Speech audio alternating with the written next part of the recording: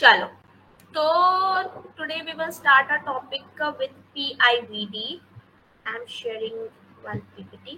मैं थोड़ा क्लास को और इंटरेस्टिंग बनाने के डिफरेंट लास्ट लेक्चर आप लोगों ने अटेंड नहीं किया, मैं वो ब्लैक बोर्ड पे मैंने पढ़ाया था, ठीक है। तो आई जस्ट वांट कि आप लोग का इंटरेस्ट बढ़े, इसलिए थोड़ा डिफरेंट वे से। वैसे भी इसमें कुछ ज़्यादा एक्सप्लेनेशन नहीं है, it is a part of ortho only, कुछ एक्सप्लेन करने के लिए नहीं है। दैट्स व्हाई मैंने सोचा कि I'll teach you from there. So is it visible to everyone? Akash? Yes, ma'am. Okay. Suchita, clear है? बोर्ड स्क्रीन जो मैं शेयर कर रही हूँ।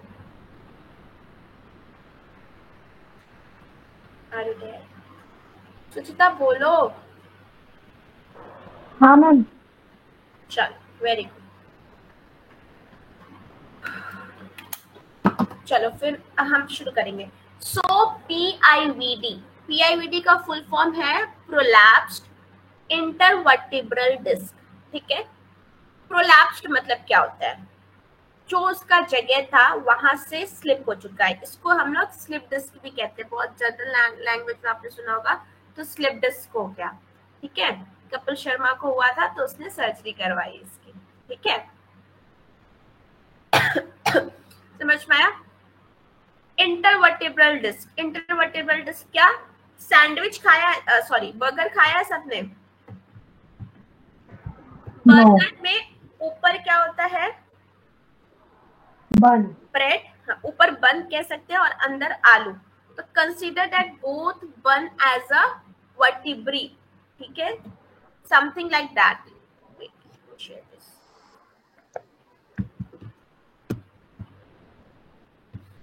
मैम थैंक यू, आज आपने मेरा डाउट क्लियर कर दिया। हाँ, क्या कह रही हो? थैंक यू, आज आपने मेरा डाउट क्लियर कर दिया, वो केस वाला। ओके, चलो ठीक है। तो जो हम लोग बर्गर खाते हैं, वो जो ऊपर वाला ब्रेड है उसको कंसीडर वन वर्टिब्री, ठीक है। जो नीचे वाला ब्रेड है उसको दूसरा वर्टिब्री कंसीडर कर लेते हैं, ठीक है।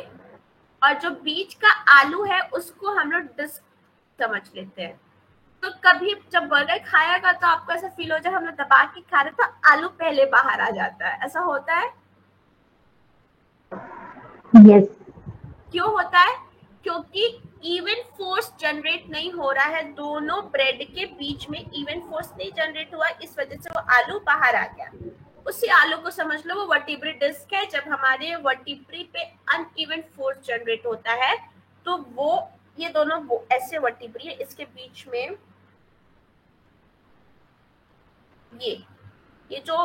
ये डिस्क समझ लो, ठीक है। जनरेट नहीं हुआ और ये डिस्क जो है अपने प्लेस से बाहर निकल गया, दिखा बाहर निकलते हुए? यही होता है जब वो डिस्क बाहर निकल गया, that condition is known as PIVD और स्लिप डिस्क। नॉर्मल लैंग्वेज में बोले तो डिस्क जो है अपने पोजीशन से स्लिप हो गया, ठीक है। अब हम इसके बारे में थोड़ा सा और पढ़ेंगे, थोड़ा एनाटॉमी पढ़ेंगे।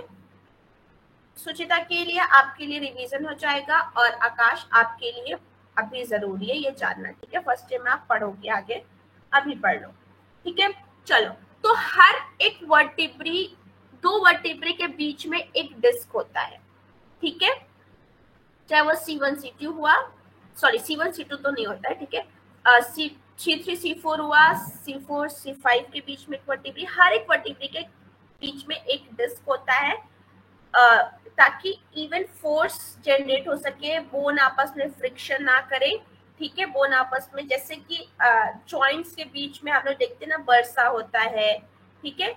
वैसे हर एक जॉइंट्स के बीच में, कोई जॉइंट क्या हर एक डिस्क के बीच में वो वर्टिब्रे के बीच में इंटरवर्टिब्रल डिस्क होता है। अब इंटरवर्टिब्रल डिस्क होता क्या है, कैसे बनता है, थोड़ा बहुत हम उसके बारे में पढ़ेंगे।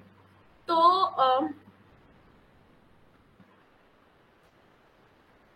मैं यहाँ देखती हूँ, ये यहाँ पे ध्यान से देखना आप लोग। ये है हमारा डिस्क जो बीच में, ठीक है। डिस्क के बारे में पढ़ रहे हैं, तो डिस्क के बीच का जो एरिया होता है हम उसको क्या कहते हैं? Nucleus pulposus. Very good, nucleus pulposus. अब उसको याद करने की जरूरत नहीं है, हमें पता है, हम 11 से पढ़ते आ रहे हैं कि सेल के बीच में क्या होता है, न्यूक्लियस होता है, बीच में होता है ना, वैसे ही यहाँ पे डिस्क के बीच में है तो क्या हो जाएगा, न्यूक्लियस पल्पोसिस के एनपी। ठीक है, और जो पेरिफेरी है, पेरिफेरी मतलब किनारे का एरिया, ठीक है, जो पेरिफेरी है consider that as a annular fibrosis. ठीक है,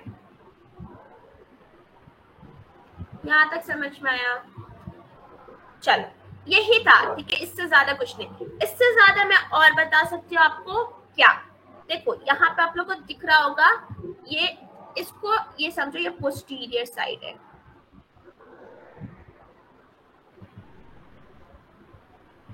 ये पोस्टीरियर साइड है, ठीक है, और ये एंटीरियर साइड है। एंटीरियर साइड मतलब ये देखो मेरी बॉडी है, मेरी बॉडी का ये एंटीरियर साइड है और पीछे पीठ पोस्टीरियर साइड है, ठीक है।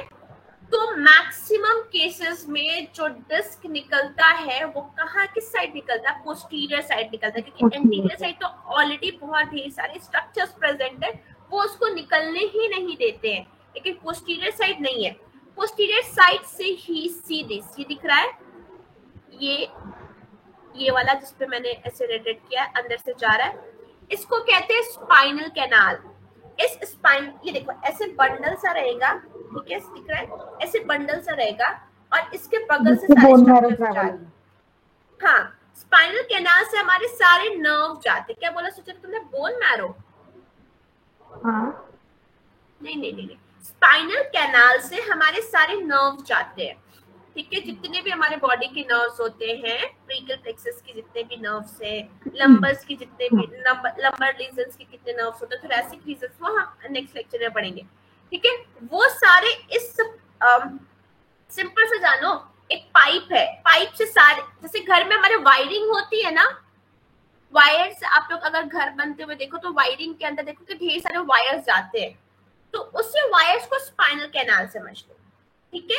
अब ईंट के बीच को, ईंट को थोड़ा सा ऐसे रोटेट करके वो वायर उसके अंदर सेट करते हैं और उसके ऊपर से प्लास्टर कर देते हैं, ठीक है। सेम इसमें भी, अब जस्ट इमेजिन कि ये जो हमारा